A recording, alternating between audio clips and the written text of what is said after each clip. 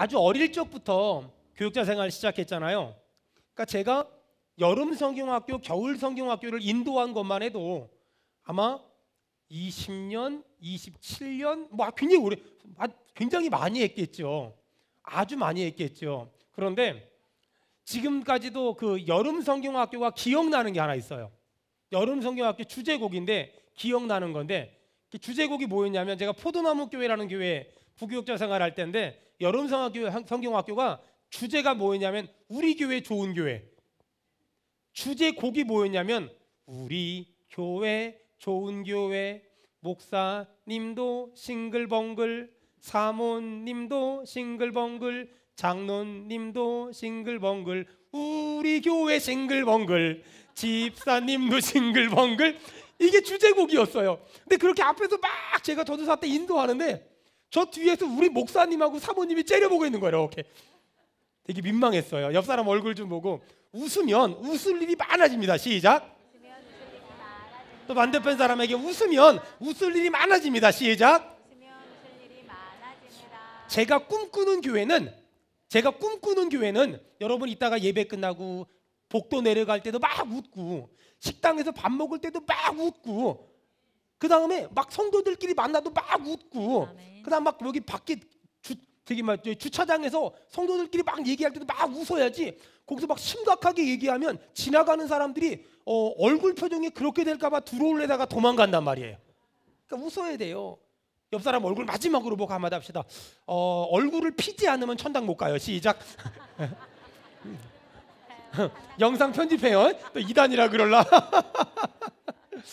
원래 여러분 알다시피 이스라엘은 신정 국가였어요. 무슨 말이냐면 하나님이 직접 다스리는 그런 나라였어요. 그런데 어느 날 이스라엘 사람들이 주변 나라에서 왕이 있는 걸 보고 우리에게도 왕을 세워주세요 요청을 했어요. 그래서 하나님이 첫 번째 왕을 세우지요. 이름이 누구죠? 사울왕. 두 번째 왕은요? 다윗왕. 세 번째 왕은요? 솔로몬 왕. 이렇게 왕이 세워지기 시작했는데 솔로몬 왕 때까지는 이스라엘은 한 개의 나라였어요. 그런데 솔로몬의 아들 르호보암이 왕이 됐는데 이 나라를 어떻게 다스리면 될까 고민하다가 그 나라의 원로들에게 물어봤어요. 어르신들, 제가 나라를 어떻게 다스리면 되겠습니까? 그랬더니 어르신들이 자네 아버지가 왕궁도 만들고 성전도 만드니라 백성들이 너무 고생을 했으니 좀 쉬엄쉬엄 합시다. 네. 친구들에게 물어봤어요. 젊은이들에게. 여보게들, 내가 이 나라를 어떻게 다스리면 되겠나? 친구들이 백성들은 가만 놔두면 딴 생각을 하니 노역을 시키고 부역을 시켜야 된다라고 말했어요. 이 솔로몬의 아들 르호보암이 어른들의 말을 들은 것이 아니라 친구들의 말을 듣고 백성들을 노역과 부역을 세게 시켰어요. 그러자 여로보암이라는 당시 장군이었던 사람을 중심으로 10개 지파와 그 다음에 르호보암이라는 솔로몬의 아들을 중심으로 2개 지파가 나뉘어져서 10개 지파를 중심으로 북이스라엘이 만들어졌고 2개 지파를 중심으로 남유다가 만들어졌어요. 그렇게 솔로몬의 아들 르호보암 때 나라가 두 동강이 딱 나버렸지요. 그리고 얼마 있다가 북이스라엘은 아수르, 우리가 흔히 말하는 아시리아에 의해서 멸망당했고 남유다는 바벨론에 의해서 멸망당했어요. 그리고 바벨론은 이스라엘 사람들을 전부 포로로 끌려갔는데 포로로 끌려갔음에도 불구하고 굉장한 영향력을 나타냈던 몇 사람이 있는데 그 사람이 느헤미야, 다니엘, 또 누가 있을까요? 에스더, 이런 사람들이 강력한 영향력을 가지고 있었던 그런 사람들이었죠. 그런데 바벨론이 당시에 신흥 강국으로 일어났던 메데파사라는 나라가 있었어요. 페르시아라는 나라가. 이 페르시아에 의해서 또 점령을 당했어요. 그러니까 이스라엘은 원래는 바벨론의 포로였다가 이제는 메데파사, 페르시아의 포로가 돼버린 거예요. 페르시아의 포로가 됐는데 이 페르시아가 가지고 있었던 식민지 정책이 있었는데 바벨론은 식민지 사람들을 포로로 끌고 와서 종으로 부려먹었는데 메데파사는 식민지 사람들을 본국으로 돌려보내서 그 나라에 살게 하는 유화 정책을 썼어요. 그래서 1차 포로기환, 2차 포로기환, 3차 포로기환. 이 3차 포로기환 때 총독이 누구였냐? 느헤미야라는 사람이에요. 느헤미야가 예루살렘에 돌아와 보니까 예루살렘 성벽이 무너졌어요. 며칠 만에 재건했어요. 52일 만에 예루살렘 성벽을 재건했어요. 그리고 그 내용을 기록한 것이 느헤미야서라는 거예요. 그리고 예루살렘 성벽을 재건하고 나서 학사 에스라를 불러다가 하나님 말씀을 들려주세요. 그랬더니 하나님 말씀을 들려줬더니 백성들이 울었고 기뻐했고 초막절을 지켰더라. 여러분 지금 얼굴 표정이 마치 처음 듣는 것처럼 이렇게 저를 쳐다보는데 제가 매 주일마다 이 얘기를 한 거예요. 반응이 이러면 제가 처음부터 또 해야 되잖아요. 그러니까 여러분 이거를 이미 알고 있는 말인 것처럼 여유 있게 들어줘야 돼요. 어쨌든 간에 제가 느헤미야를 계속 설교하고 있는데 기독교 신앙을 바라보면은요, 목사가 하나님 말씀을 똑바로 전하고 성도들이 들려지는 말씀에 따라합시다. 아멘. 아멘. 목사가 하나님 말씀을 똑바로 전하고 성도들이 들려지는 말씀에 아멘하면 신앙도 살고 영적인 것도 살고 영혼이 잘 되면 범사가 잘 되고 아멘. 강건할 줄 믿습니다. 아멘. 이렇게 기독교가 부흥할 때 보면 목사도 말씀을 똑바로 전하고 성도들도 말씀을 아멘으로 받는데, 기독교가 쇠퇴할 때 보면 목사는 하나님 말씀을 눈치 보고 전하고 성도들은 하나님 말씀을 아멘으로 반응하지 않아요. 그러면 영적인 것도 죽어버리고 기독교도 급속도로 쇠락할 때가 얼마나 많은지 몰라요. 전 우리 교회가 목사는 하나님 말씀을 그대로 전하는 교회가 되길 바라며 성도들은 들려지는 말씀에 아멘으로 받기를 주의 이름으로 축원합니다. 아멘.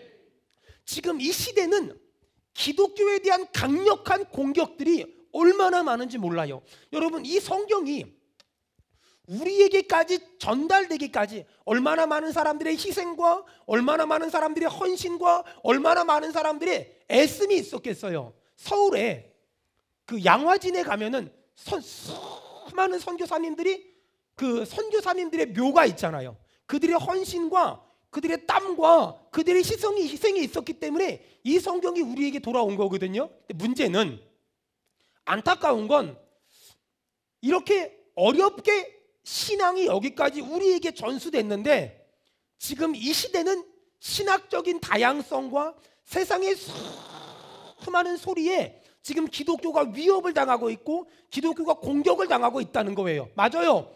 교회가 잘못한 건 야단 맞아야 되고 기독교가 잘못한 건 야단 맞아야 돼요. 하지만 어떤 경우에도 절대 흔들리면 안 되는 것이 하나 있는데, 그것은 여러분 성경은 무오한, 정확하고 오류가 전혀 없는 성경은 정확무오한 하나님의 말씀임을 우리는 믿어야 할 줄로 믿습니다. 아멘.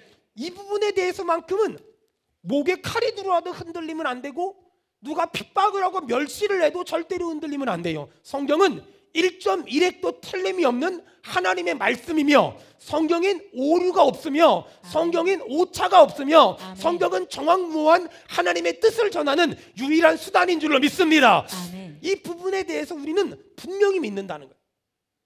1700년대에 아주 유명한 음악가가 있었어요. 이 사람은 음악적으로는 천재였었는데 사업적인 수완이 없어서 음악회만 했다 하면은 전부 이게 안 됐어요. 어떤 친구가 성경책을 주면서 이 책을 읽고 자네 받은 감동을 따라 작곡을 해보게, 그래서 만들어진 게 핸델의 메시아예요.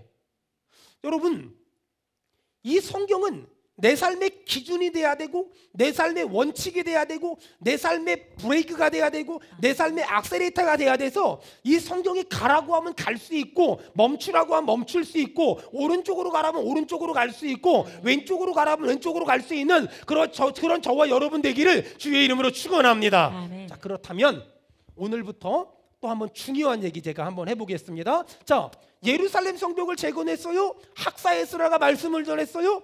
이스라엘 사람들이 그 말씀을 어떻게 받았냐? 자, 9장 1절 다 같이 읽겠습니다. 시작. 그달 스문 나은 날에 이스라엘 자손이 다 모여 금식하며 굵은 베옷을 입고 티끌을 무릅쓰며. 자, 이스라엘 사람들이 하나님 말씀을 받을 때 금식하면서 하나님 말씀 받아서 2절 시작. 모든 이방 사람들과 절교하고 서서 자기의 죄와 조상들의 허물을 자복하고. 2절에 보니까 이스라엘 사람들이 하나님 말씀 받을 때 조상들의 허물을 자복하며 하나님 말씀 받았어요. 3절 이제부터 중요합니다. 시작. 이날에 나 4분의 1은 그 제자리에 서서 그들의 하나님 여호와의 율법책을 낭독하고 나 4분의 1은 죄를 자복하며 그들의 하나님 여호와께 경배하는데. 아멘. 거기 보니까 낮 4분의 1은 하나님의 말씀을 낭독했고 낮 4분의 1은 죄를 자복했대요. 자, 저 보세요.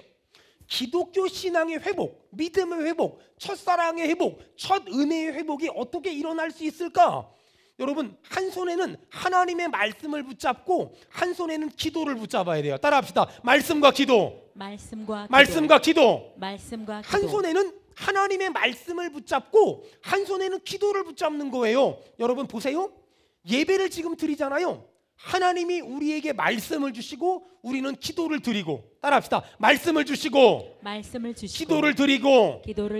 예배는 받는 것과 드리는 것이 있는데 말씀을 받고 기도를 드리고. 시작. 말씀을 받고 기도를 드리고. 여러분, 예배는 하나님의 말씀을 받고 그 다음에 우리의 기도를 드리고, 예배 때는 말씀을 받는 것이고 기도를 드리는 거예요. 하나님의 말씀을 받는 예배가 되길 바라며 기도를 드리는 예배가 되기를 주의 이름으로 축원합니다. 아멘. 자, 그렇다면 말씀을 주시는 하나님은 어떤 분인가? 우리의 기도를 들으시는 분은 어떤 분인가? 자, 5절 느헤미야 9장 5절 다 같이 읽겠습니다. 시작. 또 레위 사람과 예수아와 간메엘과 바니와 하삼느냐와 세레베와 호디야와 스바냐와 부다이아는 이르기를 너희 무리는 마땅히 일어나 영원부터 영원까지 계신 너희 하나님 여호와를 송축할지어다.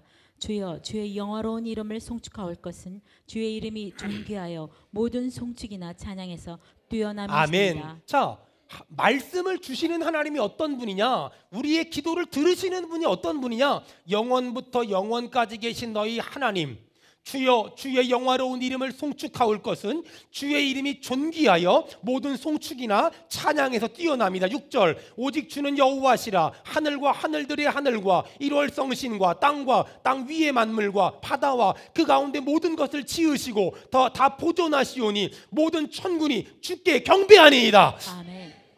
여러분, 말씀을 주시는 하나님, 우리의 기도를 들으시는 하나님은 첫 번째 우주 만물을 창조하신 전지하시고 전능하신 하나님이다. 우리 인정하는 사람 아멘 합시다. 아멘. 자, 그다음 7절 다 같이 읽겠습니다. 시작. 주는 하나님 여호와시라.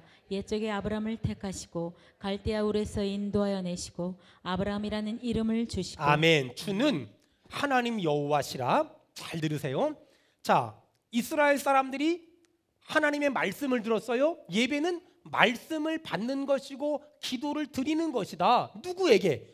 우주 만물을 창조하신 전지전능하신 하나님께. 이게 첫 번째. 두 번째, 자, 거기 보니까 6절에, 자, 7절에 주는 하나님 여호와시라. 옛적에 아브라함을 택하시고 갈대아 우르에서 인도하여 내시고. 여러분 잘 들어보세요. 아브라함이 갈대아 우르에서 나왔어요? 아니면 하나님이 아브라함을 갈대아 우르에서 불러내셨어요?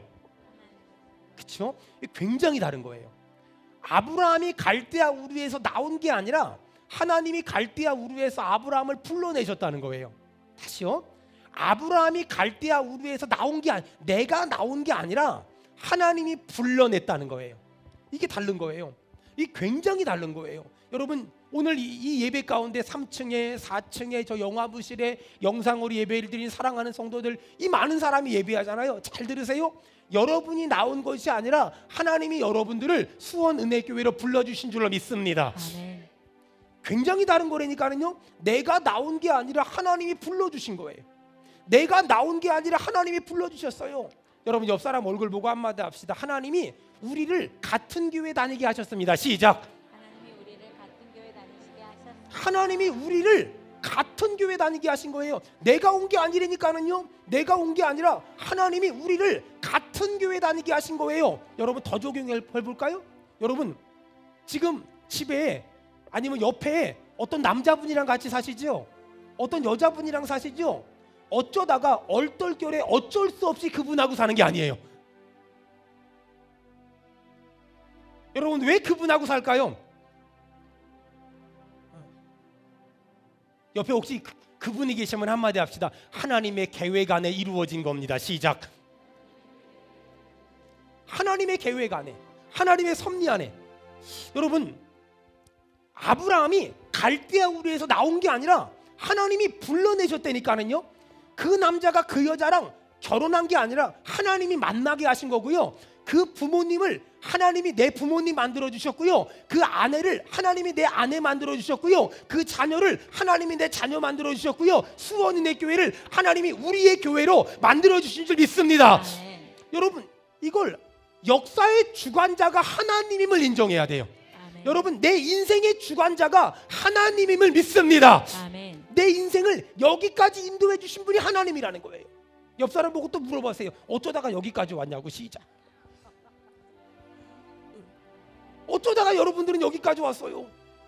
그럼 이렇게 그럼 웃고 끝나면 안 되고요. 하나님이 인도하셨습니다. 시작. 하나님이 인도하셨습니다. 다시 물어봅시다. 어쩌다가 여기까지 왔냐고. 하나님이 인도하셨어요. 시작. 어쩌다가. 하나님이 인도하셨습니다. 시작. 하나님이 인도하셨습니다. 자, 우리 믿는 사람 아멘 합시다. 아멘. 어쩌다가 여기까지 왔어요?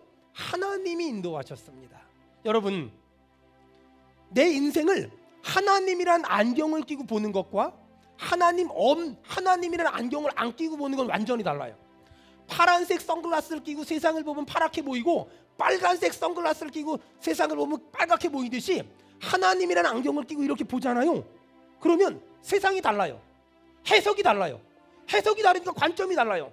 어쩌다가 얼떨결에 어쩔 수 없어 그 사람이랑 결혼한 게 아니라 하나님의 계획과 섭리 안에 그 남자를 만났고 그 여자를 만났고, 어쩌다가 얼떨결에 어쩔 수 없어 수원은혜교회 온 것이 아니라 하나님의 섭리 가운데, 하나님의 인도하심 가운데 오늘 여러분들이 이 자리에 온 줄 믿습니다. 아멘. 여러분, 그걸 믿는 사람들은 인생을 바라보는 관점이 다르고 세상을 바라보는 관점이 완전히 달라요. 보세요. 이스라엘 사람들은 이스라엘 역사를 보면 좋은 일만 있었던 게 아니에요. 힘든 일도 있었죠. 어려운 일도 있었죠. 속상한 일도 있었죠. 아니, 애굽을 탈출했어요. 일주일이면 갈 수 있는 가나안을 40년 걸렸대요. 만약에 하나님 없이 보면은요, 어떤 놈이 지도자야 이래야 돼요. 근데 하나님이란 관점을 보니까, 하나님 왜 40년을 돌리시나요? 아니, 가는데 만나와 메추라기 주시네. 가는데 반석에서 물이 나오네. 여러분, 신기하지 않아요?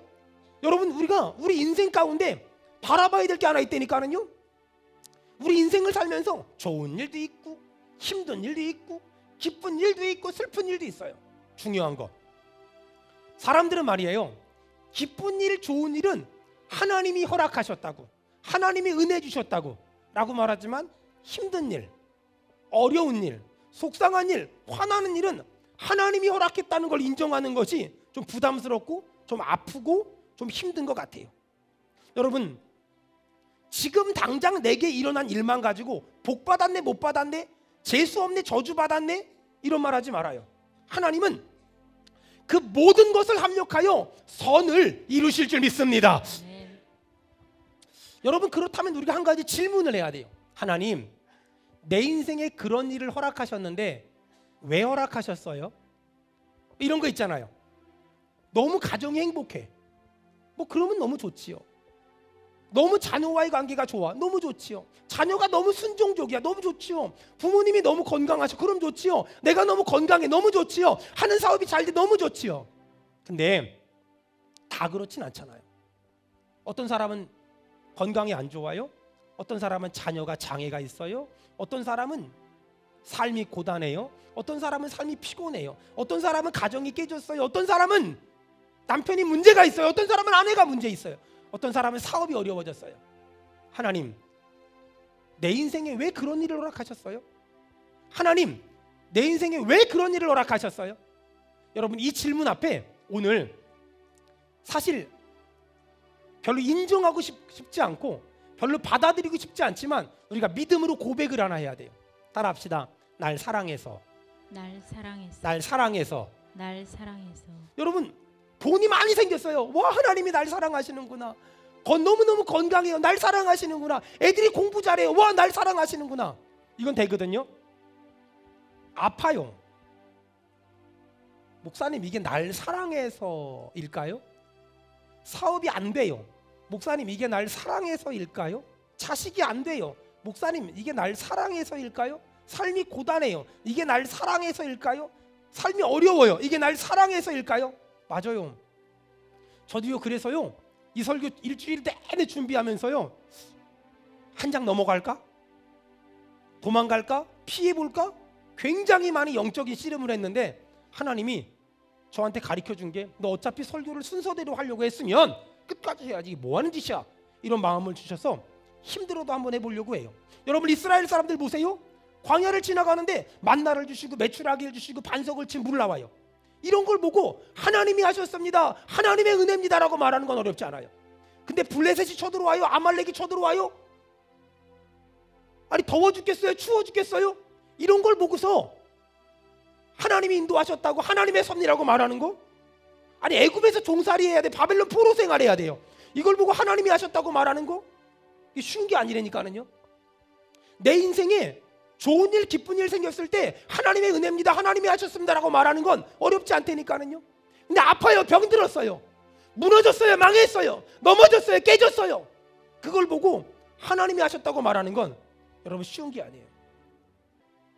여러분 저도 제 인생을 가만히 돌아보면 내 인생에 왜 그런 일이 있었을까 이해가 되는 것보다 이해가 안 되는 게 훨씬 많아요. 제가 하루는 하나님한테 기도했어요. 하나님, 저는 왜 내 인생에 이런 일이 있는지 모르겠어요. 내 인생에 왜 그렇게 힘든 일인지 모르겠어요. 근데 그때 하나님이 저한테 깨닫게 해준 게 있어요.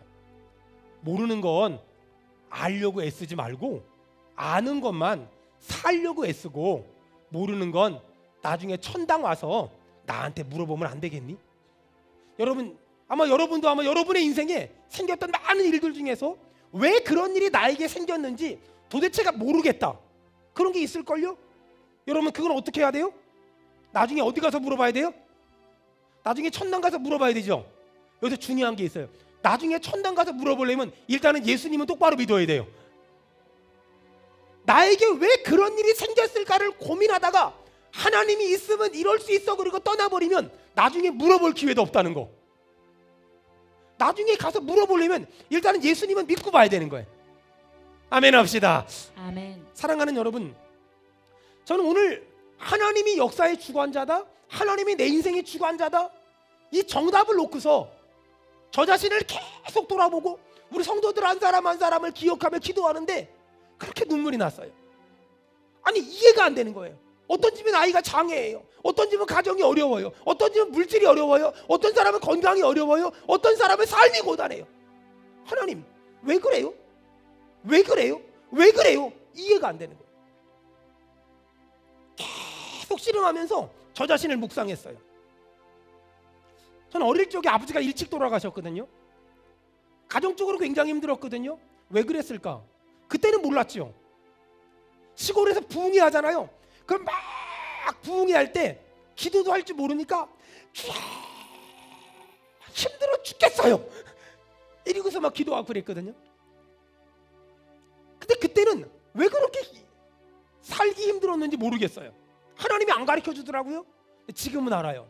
하나님이 왜 저를 가정적으로 부모님 때문에 힘들게 했을까? 지금은 알아요. 저처럼 힘든 애들 안아주라고. 저처럼 힘든 애들 끌어안아주라고. 중고등부 수련회 할 때 제가 그렇게 설교를 잘하질 않아요. 근데 애들 그냥 끌어안아주고 보듬어 안아주고 기도해주고 사랑해주는 정도지 제가 그렇게 대단한 일을 하지 않아요. 또 제가 중학교 3학년 때 고등학교 합격하고 서울로 전학을 왔어요.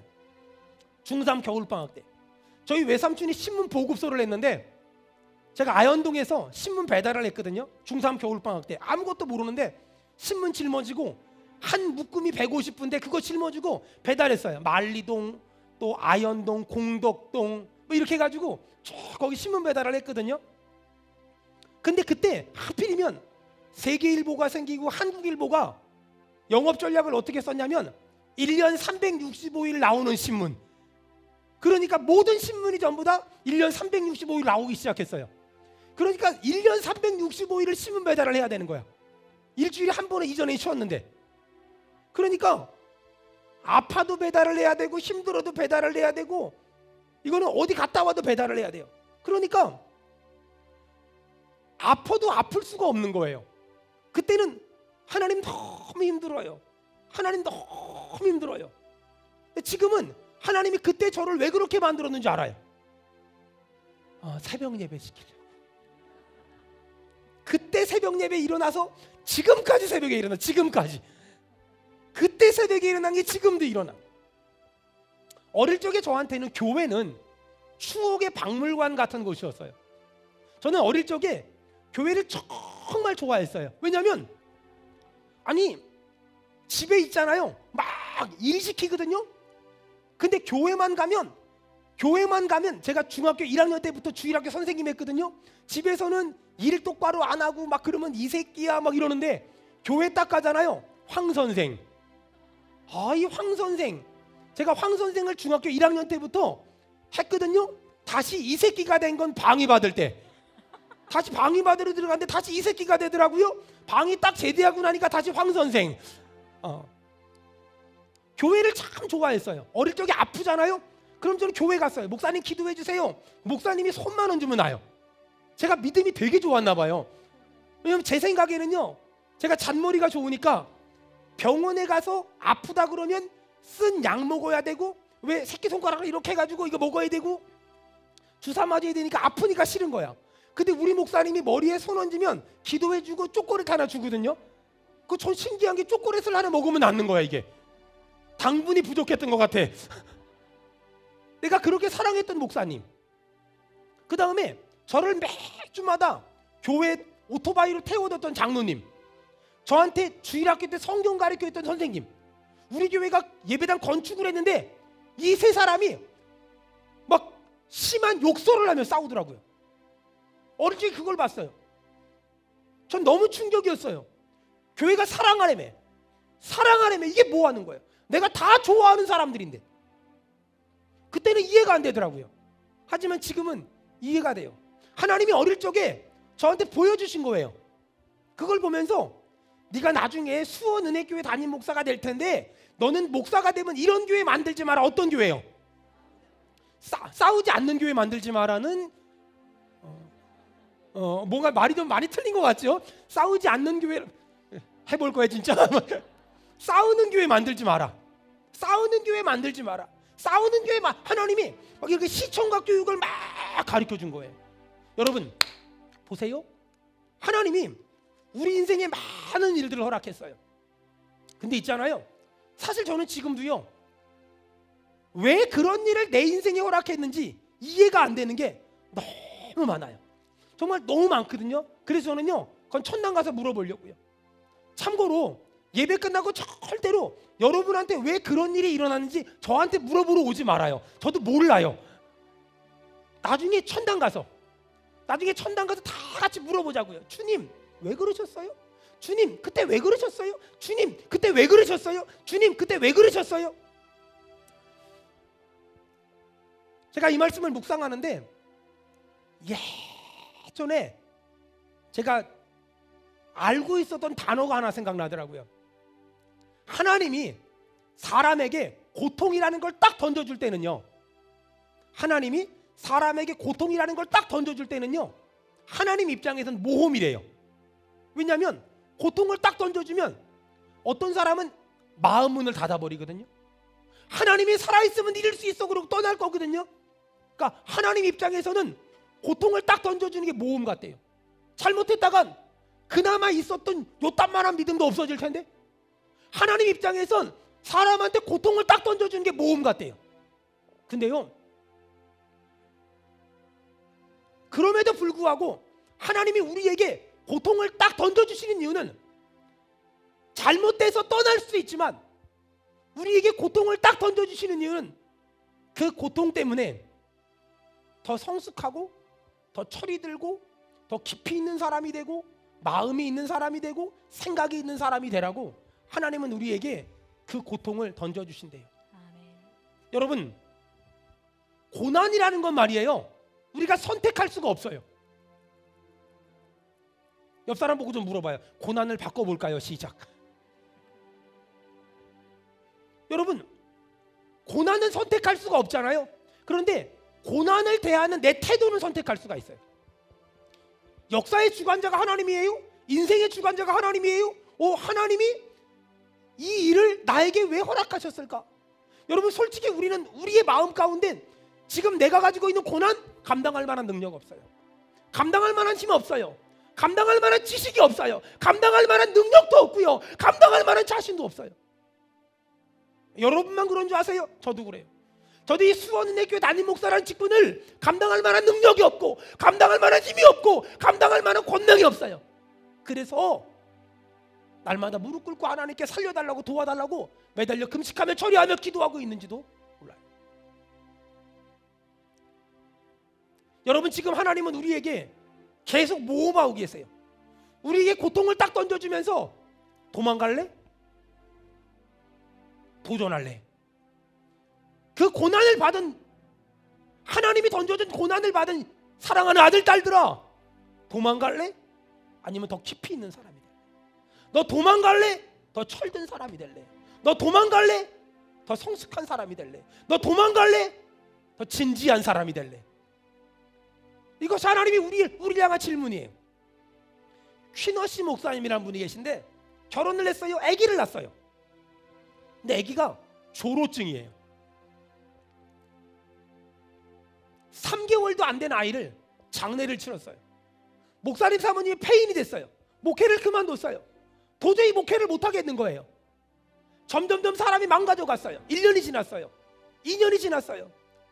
하나님, 왜 저에게 이런 고난을 줬어요? 아이가 3개월이라는 기간 동안 늙어가는 걸 보면서 하나님, 내가 얼마나 힘들었는 줄 알아요? 얼마나 아팠는 줄 알아요? 얼마나 어려웠는 줄 알아요? 근데 하나님이 퀴너시 목사님의 책에 보면 이런 글이 있어요.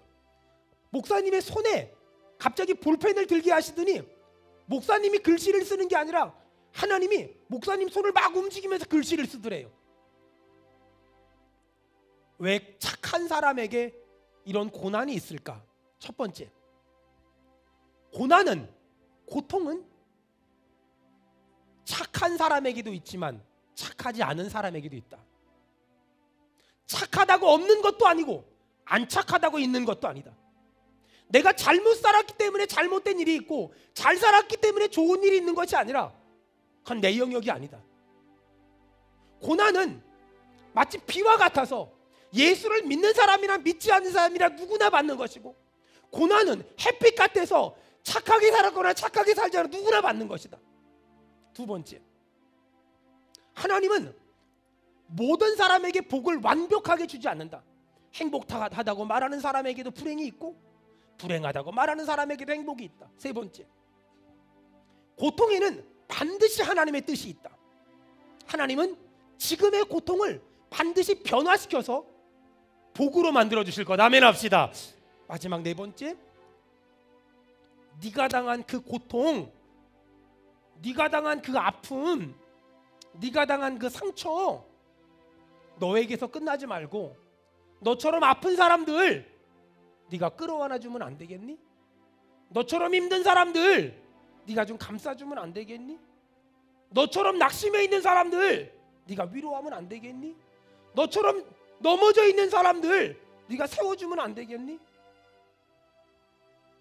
퀴너시 목사님의 손을 하나님이 끌고 가면서 그 글을 쓰시더래요.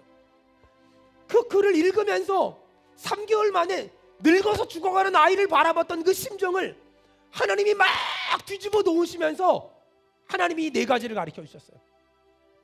여러분 신명기 32장을 보면은요, 독수리가 새끼를 키우는 법이 나와요. 독수리는요, 그 보금자리에 있는 새끼를 물고 하늘 높이 올라가요. 뚝 떨어뜨려요. 아마 새끼 입장에선 무슨 생각할까요? 우리 엄마 미쳤어.